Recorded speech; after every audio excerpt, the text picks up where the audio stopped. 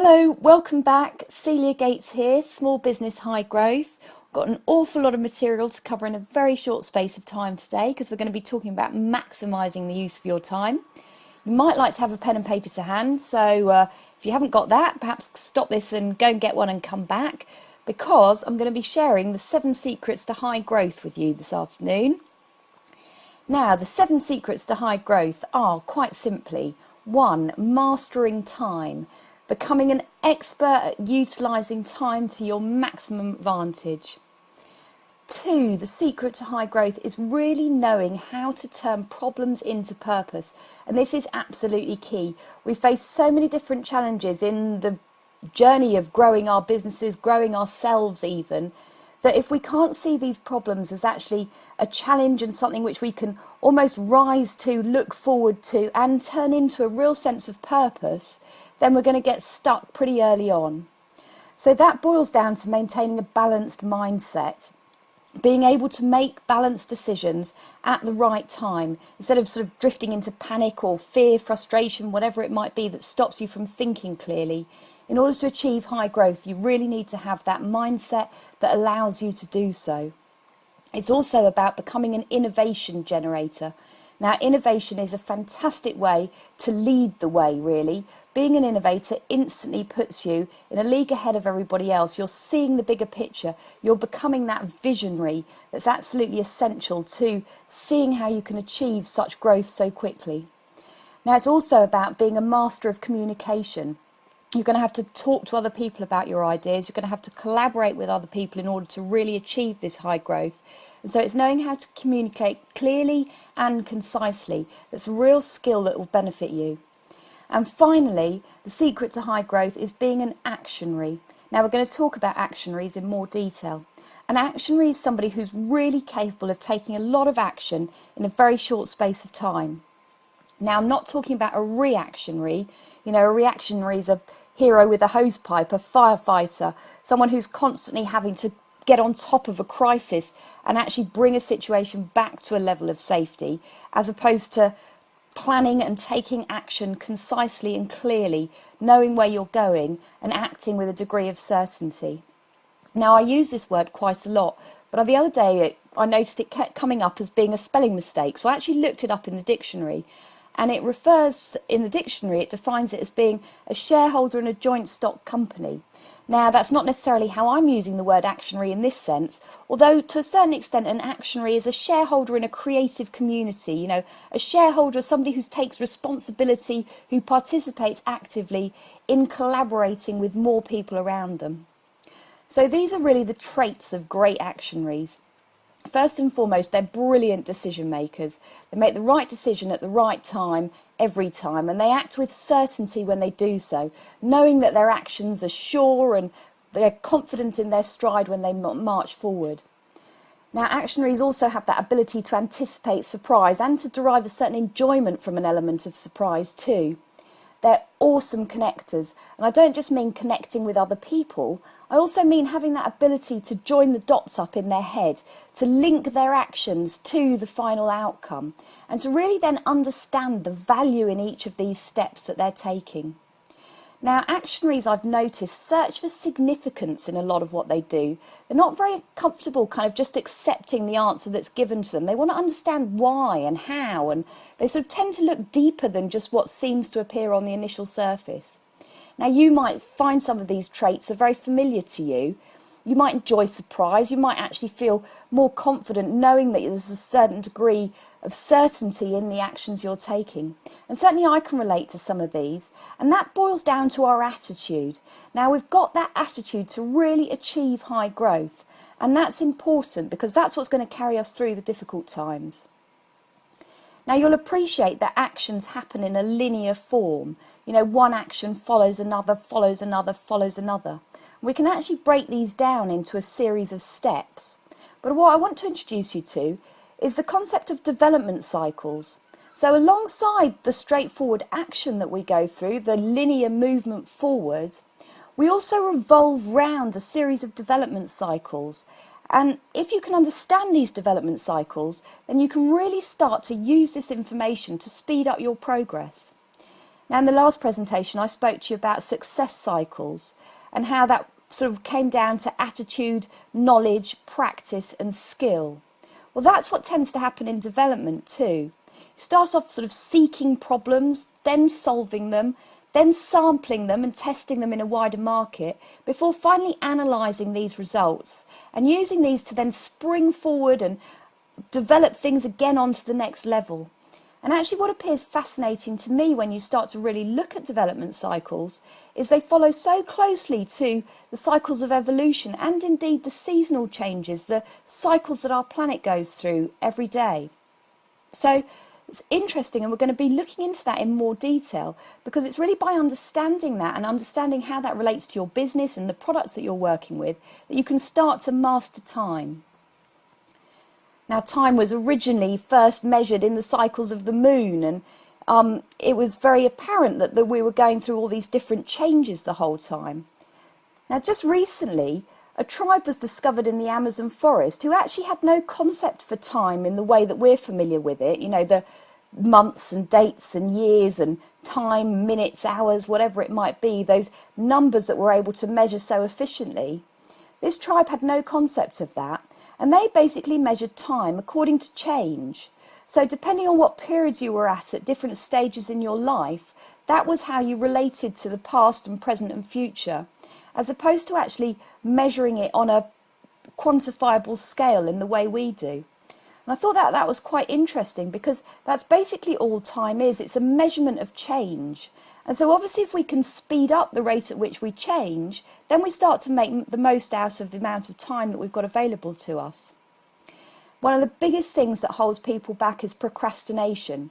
And actually, in all honesty, procrastination is a complete and utter waste of time. All you're doing when you're procrastinating is actually worrying about a decision. You're consuming your energy, you're spending time, and you're actually spending money too, because just to keep going in the first place. And you're getting yourself nowhere.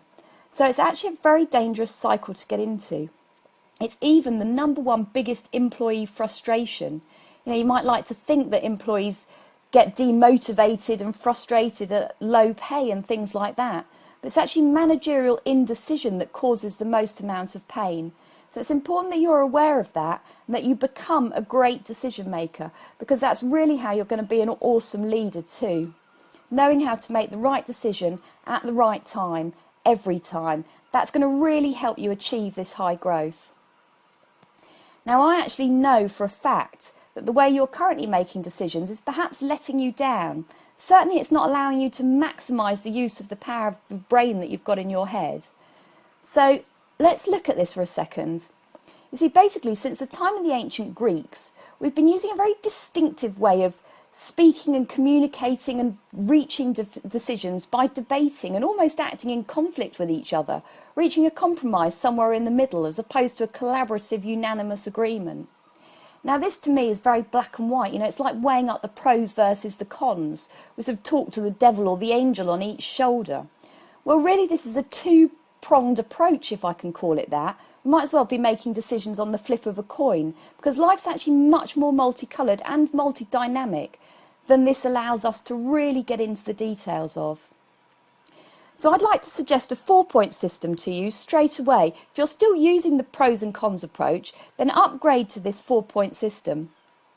Now, Dr. Benjamin Carson, who's a paediatric neurosurgeon, he's actually one of the world's leading brain surgeons.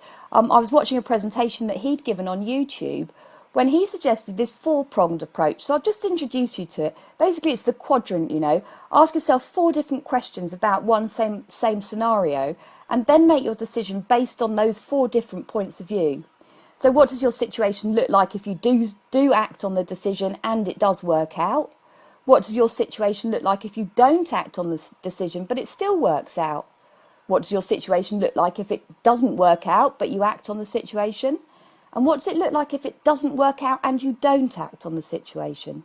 It's quite interesting. It certainly starts to give you a much more rounded point of view. But in reality, what I'd like to introduce you to over this 10-day transformational training program is a 7-point system. It's a system that I've created called the weather forecast, and it's incredibly powerful because it really helps you decide whether to do one thing, whether to do another, or whether to do something entirely different. And it's fascinating. So that's what we're going to be looking towards, because 7 points actually do really start to give you that balanced mindset where you're looking at things from a number of different points of view, and you can gauge a more balanced, rounded decision as a result. Now, having more than one pillar of strength is always going to make your building more strong. And that's the same when you're making decisions. You know, understanding things from different points of view is going to really help to build up those pillars of strength within your business, within yourself, within the certainty and the ability to act with surprise that you encounter when you're making decisions. So this is where we're at. We've got these 7 pillars of strength, which I'm gradually going to reveal to you all throughout these 10 days. But we've looked at vision and the ability to be a visionary. We've considered decisions and how important those are. What I want to talk to you about next is actually innovation, because innovation is something which is tremendous in setting you in a league ahead of the rest of your industry. Now, innovation is actually my expertise. I've got this page up here, which as it sort of opens up rather slowly in front of me, I feel a little bit taken aback with, so I hope you don't mind me seemingly showing off by showing these pictures to you. But basically, I have won a lot of innovation awards. I was the European Female Designer of the Year. I won the Mines Award for my contribution to renewable energy, which was awarded to me by the Malaysian Innovation and Design Society. In 2004, I was the British Consumer Inventor of the Year. And yes, there's a picture there with me and Bob Geldof, which is one of my favourite pictures. And of course, Doug Richard, who helped me write the foreword for my book, From Brainwave to Business. So innovation is something which I certainly know how to do, but which I want to help you really understand, because it's what's going to make you a fantastic leader, and it's what's going to help you achieve this high growth in record time.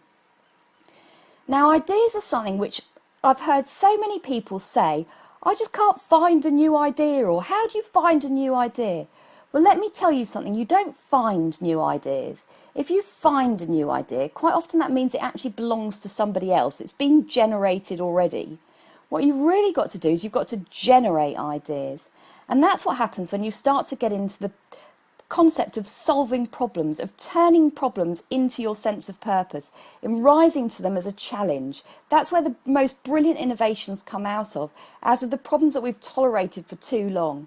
So rather than look for new ideas, go out and look for problems, and then try to understand how you can solve them. And I'm going to show you how you can generate innovations in the process.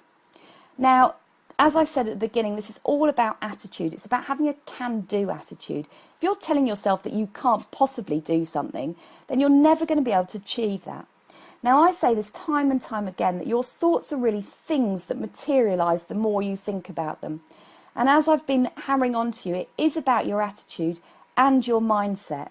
If you're telling yourself that you can't find a good idea, that you can't do something, that your brain doesn't work in a certain way, then that's exactly the reality that's going to materialise around you. You've got to have that attitude that tells you that you can do something, that you can achieve something. And that comes down to your real mindset. And it's in having that balanced mindset that not only do you start to answer some of those problems in really innovative ways, but you also start to achieve this high growth in record time. So I'm going to look forward to seeing you on the next presentation. As I said, there's plenty of space below for you to fire questions at me and add your comments, or tell me what you're expecting from some of the next training exercises that you're going to go through. But otherwise, get ready to join me again tomorrow for some brain training, because it's going to be fast and furious and intense, and we're going to start giving your brain a bit of a balanced workout so that you can start using the most of it. There's a lot more to it than perhaps meets the initial eye, or than you're perhaps taking advantage of at the moment. So I'll look forward to seeing you tomorrow for some brain training. Take care.